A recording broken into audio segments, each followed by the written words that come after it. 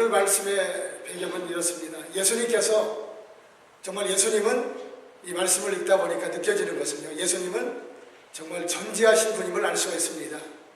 물론 기도하는 분들은 자신들에게 어떤 일이 일어날지를 감지할 수가 있게 된 것이고, 또 그런데 예수님은 또 하나님이시기 때문에 모든 것을 아시는 하나님께서는 장차 당신이 사랑하는 제자 가룟 유다에 의해서, 유다를 통해서 대제사장들에게 팔려서 이제 십자가에서 우리 죄를 대속하기 위해서 죽으실 것을 아셨습니다. 그런 순간에 예수님께서는 여러 가지 고민 가운데 한 가지를 간절히 소원하셨습니다. 그것은 무엇이냐면 당신과 함께 3년 동안 함께 동고동락했던 사랑하는 12제자들, 사랑하는 따라가는 그 제자들과 더불어서 정말 마지막에 될 수 있는 이 만찬의 시간을 함께 그들과 나누기를 원하셨습니다. 얼마나 아름다운 모습입니까? 또 뿐만 아니라 그러신 예수님은 오늘도 예수님께서는 또 다른 제자가 되는 우리들과 더불어서 사랑하는 만찬을 제공하시고 그 만찬을 우리들과 더불어서 나누기를 원하시는 줄 믿습니다. 첫 번째는 그 만찬이 우리들에게 주는 예배를 통해서 주님과 함께 나누는 영적인 만찬이 될 수가 있고요. 두 번째는 이제 다음 주는 종료주일이고 이제 2주가 되어지면 여러분 부활주일이 다가옵니다. 그래서 우리 4월 첫째 주일 그 주일에 부활주일에 우리 예수님의 성찬에 참여하게 되어집니다. 이것은 이 성찬을 통해서 주님과 더불어서 함께 기쁨과 또 사랑의 주제를 나누는 아름다운 축복의 시간인 줄 믿습니다. 그러면 예수님은 이 만찬을 통해서 제자된 우리들에게 어떤 메시지를 주시고자 하실까요? 그 속에 우리를 그 말씀을 들어보기를 원합니다. 첫 번째 메시지는 만찬은, 주님의 만찬은 예수님의 선물이라는 것이죠. 우리가 주의 만찬이, 때는 성찬이라 불리는 주의 만찬이 예수님의 선물이라는 사실을 우리는 어떻게 알 수 있을까요? 그것은 오늘 여러분 본문 22절과 24절에 나와 있습니다. 읽겠습니다. 그들이 먹을 때에 예수께서 떡을 가지사 축복하시고 떼어 제자들에게 주시며 이르시되 받으라, 이것은 내 몸이니라 하시고, 24절 읽습니다. 이르시되 이것은 많은 사람을 위하여 흘리는 나의 피 곧 언약의 피니라. 다시 말씀드리면 예수님은 이 말씀을 통하여서 예수님이 주시는 이 만찬은 우리에게 주시는 바로 예수님의 몸이고 예수님의 피라고 말씀을 합니다. 이런 예수님의 약속의 말씀을 통하여서 주님께서 주시는 만찬, 우리가 날마다 참여하는 성찬, 이 성찬이 그냥 참여하는 의식이 아니라 예수님께서 우리에게 베풀어 주시는 사랑의 식탁임을, 사랑의 선물임을 이 말씀을 통해서 우리는 알 수가 있습니다. 그렇다면 이 만찬 속에서 여러분 궁금하지 않습니까? 예수님은 어떤 만찬을 우리들에게, 제자들에게 베풀어 주실까요? 그 선물은 또한 무엇일까요? 그것은 첫 번째는 여러분 우리가 날마다 나누는 이 유월절 음식이라 하시는 이 음식은 대표적인 두 가지가 등장을 합니다. 무교병도 있고 쓴나물도 있는데, 자, 그것들 가운데 가장 대표적인 것은 누룩이 없는 효소라고 말하기도 하죠. 누룩이 전혀 없는 떡으로서 흠이 없으신 예수님의 몸을 상징하는 무교병이 있고요. 또한 무교병을 히브리 말로는 마짜라고 부르기도 합니다. 마치 모양이 사각형이지만 모양을 어찌 보면 와플이 생각이 납니다. 여러분 와플 드셔보셨죠? 와플이 좀 생각이 납니다. 두 번째는 음료로서, 그 시대 때 사용되었던 술의 음료가 아니라 음료로서 사용되어지는 예수님의 피를 상징하는 포도주가 있습니다. 그래서 예수님은 12제자와 더불어서 죽음을 앞에 두시고서 그들과 더불어 나누신 그 축복의 선물은 바로 무교병과 그리고 또한 포도주입니다. 우리는 무교병을 쉽게 구할 수 없기 때문에 그 대신해서 나는 빵을 통해서 우리가 같이 나누기도 하죠. 또 어떤 교회에서는 이 무교병을 준비해서 또 나누는 그 교회가 있다고 말하기도 합니다. 그렇다면 그 선물은, 예수님께서 주시는 이 주의 만찬을 통해서 주어주시는 이 선물은 도대체 우리에게 무엇을 생각나게 해줄까요? 무엇을 상기시켜 줄까요? 24절을 여러분 보시겠습니다. 제가 읽었지만 다시 한번 끝을 읽겠습니다. 이르시되 이것은 많은 사람을 위하여 흘리는 나의 피, 곧 언약의 피라고 말씀을 합니다. 그렇습니다. 즉 이 선물은 우리들에게 예수님의 약속을 상기시켜 줍니다. 그렇다면 이 성찬을 통해서 주어지는 이 약속은 무엇일까요? 그 약속은 우리가 예수님께서 십자가에서 피를 흘리시고 몸이 찢기심으로 우리를 죄로부터 사망으로부터 구원하시겠다는 것이 바로 예수님의 약속입니다. 신실하신 예수님은, 사랑이 마신 예수님은 그 약속을 지키셨습니다.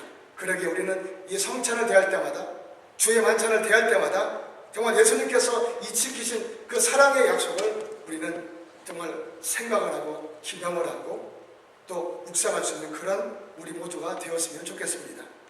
그렇다면 여러분, 우리 세상을 살아가면서 사람은 끊임없이 서로 주고 나누는 가운데 살아갑니다. 사랑의 교제라는 것은 음식뿐만 아니라 예배를 마치는 우리는 맛있는 음식을 이제 같이 나누게 될 것입니다. 그러나 음식뿐만 아니라 세상을 살아가면서 특별한 날이 되어지거나 누군가 기쁜 일이 있으면 그 사람을 위해서 여러분들이 정말 마음과 정성을 담은 예쁜 다양한 어떤 분들은 꽃을, 어떤 분들은 돈이 많으신 분들은 반지를 준비하든지 이렇게 다양한 선물들을 준비를 해서 그 선물을 사랑하는 사람에게 전달해 주겠죠. 때로는 가족에게, 자녀들에게, 부모님에게, 또 친지들에게, 이웃들에게, 교회 식구들끼리 나누게 될 줄 압니다. 그렇다면 선물을 줄 때 중요한 것은 무엇이냐면 주는 사람은 그 속에 정성과 사랑이 담겨져 있습니다. 그러면 받는 사람의 태도도 또한 중요하지 않겠습니까? 그렇다면 그 사람은 이 받는 마음을 어떤 마음으로 받아야 될까요? 다음에 성경 구절을 제가 읽어드리겠습니다.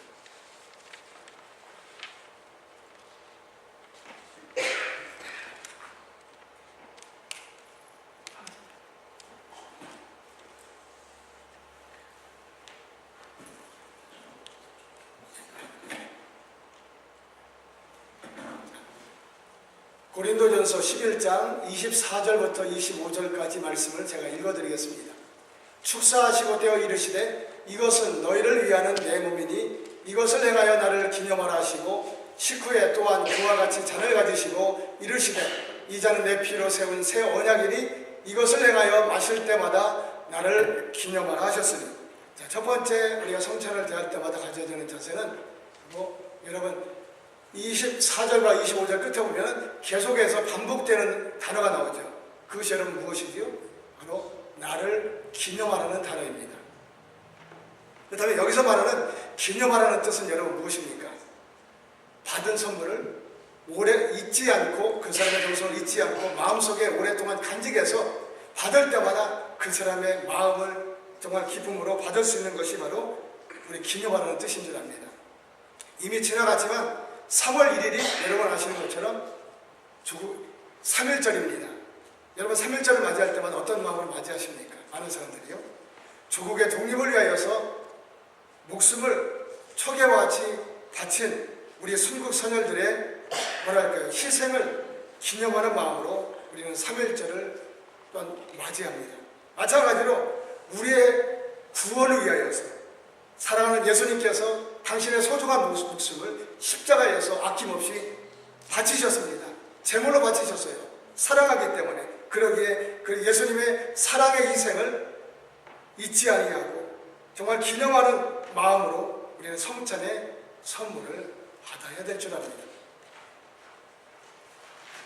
그럴 때, 그런 선물을 받을 때마다 우리 안에 예수님의 은혜가 넘치게 되어지고 또 예수님께서 우리를 얼마나 사랑하시는지를 우리는 그 선물을 받는 그 가운데에서 우리는 느끼게 될 줄 믿습니다. 두 번째, 선물을 받는 자세는 오늘 여러분 23절에도 나와 있습니다. 23절에 보시면 또 잔을 가지사 감사기도 하시고 그들에게 주시니라고 말씀하고 계십니다. 선물을 받는 가운데 가장 중요한 것은 사랑을 다해서 주니까 받는 사람은 당연한 것이지만 우리가 정말 가져야 될 자세가 진심으로 마음속에서 감사함으로 주는 사람의 그 선물을 받아야 될 줄 압니다. 그런데 제가 말씀드리지 않아도 여러분 너무나 잘 알고 계시고 또 그렇게 행하고 계신 줄 압니다. 그렇다면 예수님께서 우리를 사랑해서 베풀어 주시는 이 만찬의 선물을 우리는 또한 당연하게 사람에 대해서 감사함으로 받는 것처럼 감사함으로 주님께서 베풀어 주시는 이 거룩한 성찬의 선물을 우리는 받아야 될 줄 압니다. 그럴 때 주님께서 기뻐하시고 은혜가 우리 속에도 임하게 될 줄 압니다. 그렇다면 두 번째, 예수님께서 만찬을 통해서 우리에게 말씀하시고자 하는 두 번째 메시지는 무엇일까요? 우리는 만찬을 통해서 우리는 하나로 결속되어집니다. 그러니까 만찬은 결국 우리를 하나로 만든다는 얘기죠. 고린도전서 10장 16절에서 17절 말씀을 제가 읽어드리겠습니다. 우리가 축복하는 바 축복의 잔은 그리스도의 피에 참여함이 아니며 우리가 떼는 떡은 그리스도의 몸에 참여함이 아니냐. 떡이 하나이요 많은 우리가 한 몸이니 우리가 다 한 떡에 참여함이라. 아멘. 왜 우리는 만찬을 통해서 하나가 될까요? 여러분, 오늘 본문에도 나와 있지만 우리는 한 몸을 상징하는 떡을 떼게 되어지고 또 예수님의 피를 상징하는 우리의 잔을 드리게 되어집니다. 다른 피를 나누는 것이 아닙니다. 다른 떡을 나누는 것이 아니고 다른 잔을 나누는 것이 아니라 한 몸과 한 피를 나누고 있습니다. 예수님의 성찬을 통해서 예수님의 소중한 몸과 피를 우리는 함께 형제된 자매가 그 안에서 나누어 먹고 마시기 때문에 우리는 만찬을 통해서 예수님 안에서는 한 몸이 되어집니다. 아니, 한 몸이 됩니다. 그러기에 우리 안에는 모두 다 저뿐만 아니라 여러분 모두 안에는 예수님의 영원한 생명이 흐르고 계신 줄 압니다. 그러기에 우리는 예수님 안에서 한 형제고 한 자매고 여러분 하늘날교회 노래처럼 우리는 한 가족인 줄 믿습니다. 그렇다면 하나님 우리는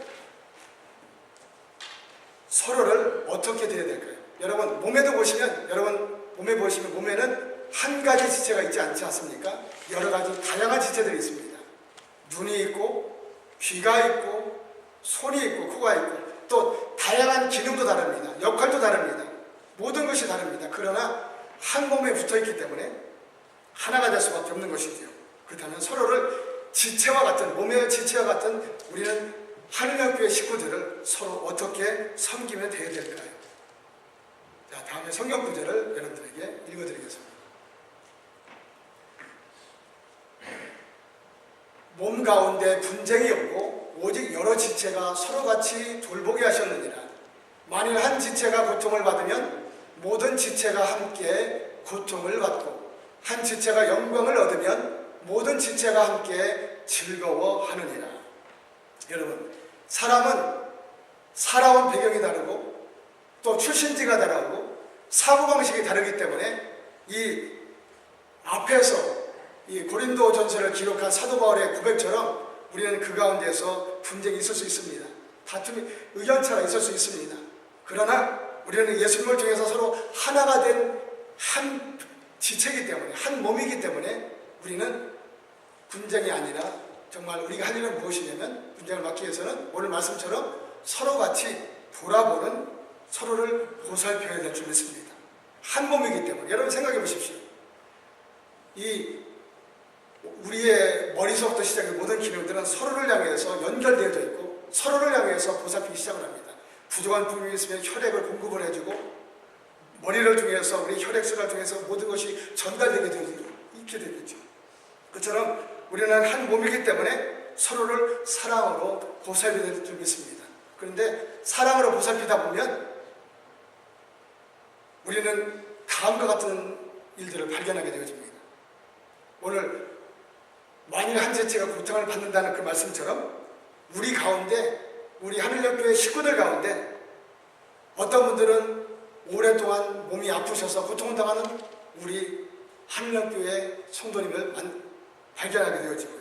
또 어떤 분들은 자녀나 가정의 문제 때문에 힘들어하고 고통을 당하고 계시는 그런 믿음의 식구들의 아픈 모습들을 발견하게 되어지고, 또 어떤 분들은 마음이 아파서 말할 수 없는 문제 때문에 마음이 아파서 힘들어하고 계시는 그런 믿음의 식구들의 고통하는 모습도 우리는 발견하게 된 줄 믿습니다. 그렇다면 우리들이 해야 될 일이 무엇일까요? 여기도 보시면 한 지체가 고통을 받으면 함께 고통을 어떻게 하라고 되어 있지요? 받으라고 되어 있습니다. 자, 그런 분을 찾는다면 우리가 어떻게 고통을 함께 나누라는 얘기인데 나눌 수 있을까요? 그분들의 소리에 대해서 귀를 기울여 주시고요. 그렇다면 나눌 수 있는 방법은 바로 다음과 같은 것입니다. 아프신, 지금도 보이지 않으셔서 여러 가지 몸이 불편해서 나오지 않은 분도 계실 텐데 여러분 가운데도 지금도 여러 가지 질고로 힘들어하고 계신 분도 계신 줄 압니다. 그렇다면 지금까지 기도를 하시고 계시겠지만 전심으로 그것만을 생각을 하시면서 지금도 몸이 아프신 분들만을 생각을 하시고 그분들을 향해서 기도하다 보면요, 기도를 통해서 여러분 아프신 분들의 그 고통이 여러분들 안에 옮겨지는 것, 즉 전이 되는 것을 느끼게 되어집니다. 한 가지 제가 예를 들겠습니다. 여러분, 예를 들어서 제가 뜻하지 않게 치아가 통증이 와서 치통 때문에 힘들어합니다. 그리고 그 통증이 얘만 앓고 있을까요? 치아만 앓고 있을까요? 그렇지 않죠. 신경계를 통해서 이 고통이 온 전신에 흘러들어갈 수밖에 없다는 얘기입니다. 그래서 온몸은 치통과 함께 고통을 같이 나누는 것입니다. 모든 통증은 마찬가지겠죠. 그러니까 우리는 예수님 안에서 한 지체인데 기도를 통해서 서로의 고통을 경험하고 나눌 수 있다는 얘기입니다. 그런 분들을 때는 굉장히 많이 보게 되어졌습니다. 여러분들도 한번 그런 경험을 한번 해보셨습니까? 누군가를 위해서, 어떤 성도님을 위해서, 한 목사님을 위해서 기도하다 보니까 한 목사님의 아픈 그 몸이 막 장이 안 좋으시고 심장이 풀리는 그런 고통이 느끼시는 걸 한번 경험해본 적 있으십니까? 있으실 때 겸손하셔서 대답 안 하신 줄 알고 있습니다. 기도라는 것은 뭐냐면 사랑이겠죠, 사랑. 여러분, 그래서 어떤 분들은 기도를 향해서 뭐라고 표현하고 있냐면 기도는 사랑의 수고고 사랑의 노동이라고 표현하고 있어요. 사랑한다면, 사랑은 어떤 분들의 말씀처럼 표현하지 않으면 상대방이 그 사랑을 알 수 없겠죠. 그렇죠, 여러분들. 그러니까 정말 누군가를 위해서, 여러분의 한인협교회 식구들을 향해서 이제부터라도 정말 눈물로 간절히 기도하다 보면 마음이 아파지고요, 왠지 모르게 몸이 어딘가가 쓰린 것 같기도 하고 허리가 아픈 것 같기도 하고, 어떤 분들이 허리가 아픈데 그 허리 아픈 고통이 제게 느껴지기도 하기도 하고, 어떤 분들은 눈이 보이지 않아요. 힘들어하고 당뇨 때문에 힘들어합니다. 그러면 그 당뇨의 통증이 여기도 전달되어지기도 한다는 얘기예요. 자, 그렇게 하다 보면 어떤 결과를 낳게 되냐면요, 우리나라의 속담, 그런 속담이 있죠. 슬픔은 나누면 몇 배가 되죠, 여러분들? 반으로 줄어든다는 얘기가 있죠. 마찬가지로 우리가 아픈 고통을 그리스도의 사랑의 기도를 통해서, 사랑의 수고를 통해서 함께 나누다 보면 아픈 사람들의 고통을 나누다 보니까 그것이 반으로 줄어들게 될 줄 믿습니다. 그것이 바로 힘들어하는 우리 환우 성도님들을 위해서 우리가 베풀 수 있는 사랑의 표현인 줄 믿습니다. 예수님도 여러분 그러셨어요, 여러분도. 왜 예수님께서 십자가에서 고난을 당하셨을까요? 모든 사람의 질고를, 여러분들의 질병의 고통을, 수고하고 무거운 짐의 고통을 다 감당을 하셨어요. 십자가에서 대신 짊어지시고 함께 힘들어하시고, 예수님은 여러분을 위해서, 우리를 위해서 십자가에서 못 박혀서 죽으셨습니다. 사랑 때문에 그랬다는 얘기죠. 그렇다면 우리도 예수님의 마음으로 지체된 우리 믿음의 식구들을 위하여서 사랑으로 기도해 줄 수 있는 우리 모두가 되어지기를 주님의 이름으로 축원합니다.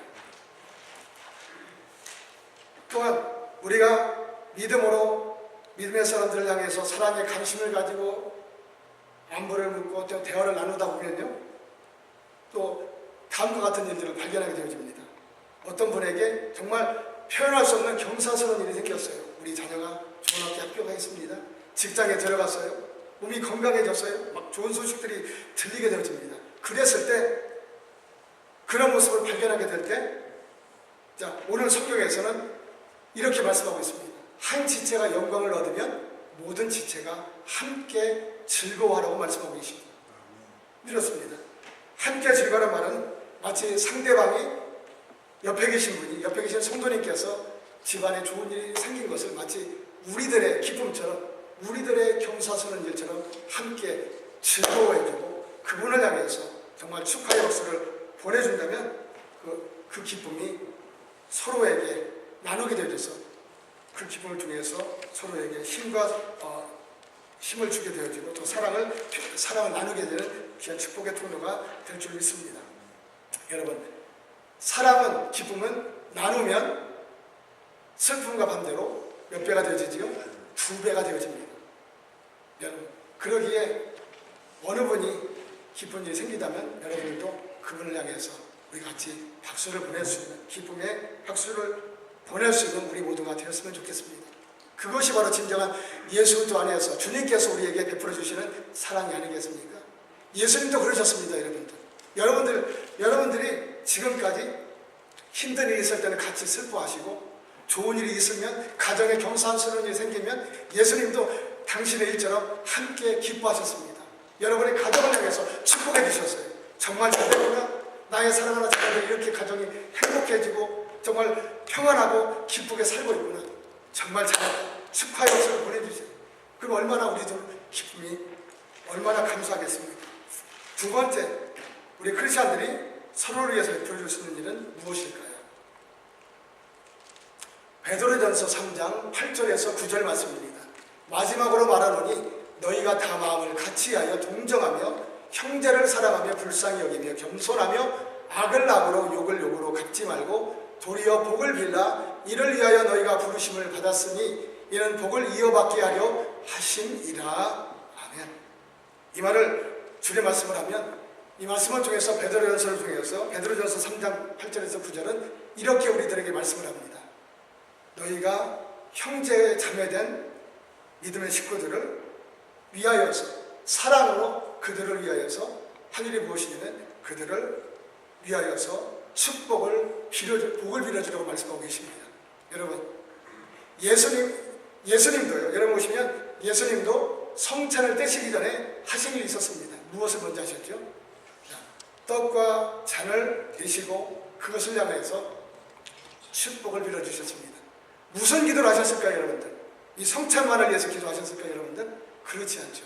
성찬할 때는 나의 사랑하는 제자들, 성찬할 때는 하늘 높게 사랑하는 나의 제자들이, 이 성찬할 때는 그 순간에 나의 생명이 그들 안에 차고 넘치게 되어지고 풍성하게 되어지고, 그래서 살아나게 되어지고 소망이 넘쳐나는 그런 삶을 살기를 예수님께서는 기도하고 계신 줄 믿습니다.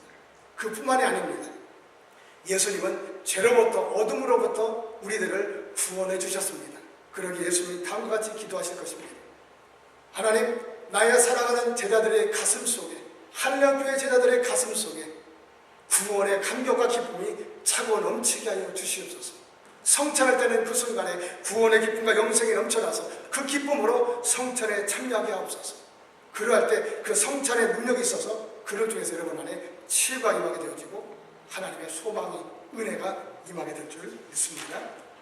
그러기에 예수님만이 축사하는 것이 아니라, 예수님만이 축복을 빌어주는 권한이 있는 것이 아니라, 목회자만 여기 서 있는 한 목사님이나 저만 축복을 빌어주는 것뿐만 아니라 여러분 모두도 서로 믿음의 식구들을 향해서, 가족들을 향해서 축복을 빌어줄 수 있는 축복권이 있는 줄 믿습니다. 안 믿으세요? 하나님의 축복권을 여러분들에게 선물로 주셨습니다. 여러분들이 하루아침에 일어나서 여러분의 지역을 향해서, 자녀들을 향해서, 가족을 향해서, 교회를 향해서 축복 기도를 해주십시오. 그렇다면 그 능력이 여러분 입술을 통해서 가정과 교회와 가시는 곳마다 그 하나님의 복이 임하게 될 줄 믿습니다. 그러기에 성찬을 뗄 때마다 우리 같이 이렇게 기도했으면 좋겠습니다. 하나님, 이제 2주 후에 한영교회 모든 식구들이 성찬을 떼게 될 것입니다. 성찬을 떼게 될 때 예수님의 그 마음처럼 우리도 사랑하는 우리 식구들이, 믿음의 식구들이 성찬을 통해서 예수님께서 정말로 죄로부터 구원해 주셨다는 그 확신과 마음의 기쁨이 임하게 하여 주옵소서. 여러 가지 문제 때문에 눌려 있습니까? 그분들이 예수님의 보혈의 능력을 통해서 그 성찬을 떼는 그 순간에 속박으로부터 자유케 되게 하시고, 걱정으로부터 자유케 되게 만들어 주시고, 그분들 안에 진정한 생명과 예수 그리스도의 평안함이 임하게 하여 주시옵소서. 이렇게 기도할 수 있는 하나님께 사랑하는 성도님과 제가 되기를 주 이름으로 축원합니다. 저는 오늘 말씀의 결론을 짓기 원합니다. 여러분, 한마디로 말씀드리면 이렇습니다. 예수님이 이 성찬을 통해서, 주의 만찬을 통해서 하시고자 하는 말씀은 무엇이겠습니까? 예수님은 우리를 사랑하기에 아낌없이 당신의 가지신 소중한 몸을 우리를 위해서 주셨다는 얘기입니다. 그 사랑을 우리는 받았습니다. 날마다 받고 감격하며 살아가고 있습니다. 그렇다면 그 받는 것으로 그치지 않고 서로에게 이제는 예수님께서 주셨던 것처럼 우리는 주는 자가 되어져서 축복의 통로가 되어지고 사랑의 통로가 전달대가 되어져서 성찬뿐만 아니라 모든 삶 가운데 정말 예수님의 사랑을 전달할 수 있는 우리 모두가 되었으면 좋겠습니다.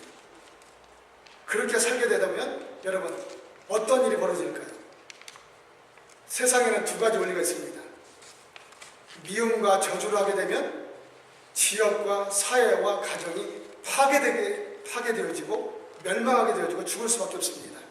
여러분 우리 자신을 향해서도 마찬가지죠. 그런데 우리 자신과 이웃을 향해서 사랑으로 복을 빌어주는 순간에 사랑을 베풀어주면 그 사랑이 죽어가는 이 미국 사회를, 대한민국 사회를 살리게 될 것이고 교회를 살리게 될 것이고 여러분의 자신을 살릴 뿐만 아니라 여러분의 가정과 또 여러분이 일하고 계시는 일터와 또 자녀들의 삶 가운데 살리는 귀한 생명의 역사가 넘치게 될 줄 믿습니다. 바라기는 예수님처럼 받은 사랑을 서로 믿음의 식구끼리 이웃과 함께 나누심으로 가시는 곳마다 나누심으로 그 사랑을 통해서 이웃을 또 살려나가는 한령교회 여러분과 제가 되기를 주 이름으로 축원합니다. 기도하겠습니다. 아버지 하나님, 우리는 매달의 첫째 주마다 주의 만찬의 성찬을 떼게 되어집니다. 예수 믿는 사람은 누구나 거듭났기에 구세를 영접한 저희 모두는 누구나 예수 그리스도의 성찬에 참여할 수 있게 되어집니다. 성찬은 정말 의식적으로 참여를 해왔지만 다시 한번 오늘 말씀을 통해서 성찬이 얼마나 우리들에게 중요한 것임을 깨닫게 해주셔서 감사합니다. 주님께서 베풀어 주시는 이 만찬은 우리를 향한 값진 예수님의 소중한 선물인 줄 믿습니다.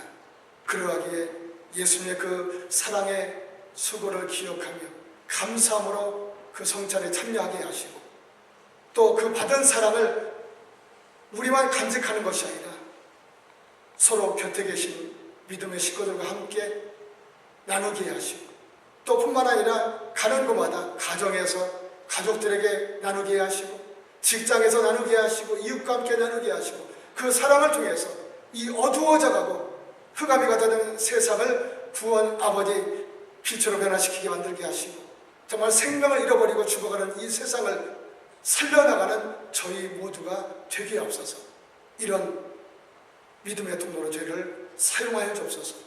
그렇게 할 수 있도록 성령님께서 능력을 베풀어 주시옵소서. 예수님의 이름으로 감사하며 기도드립니다.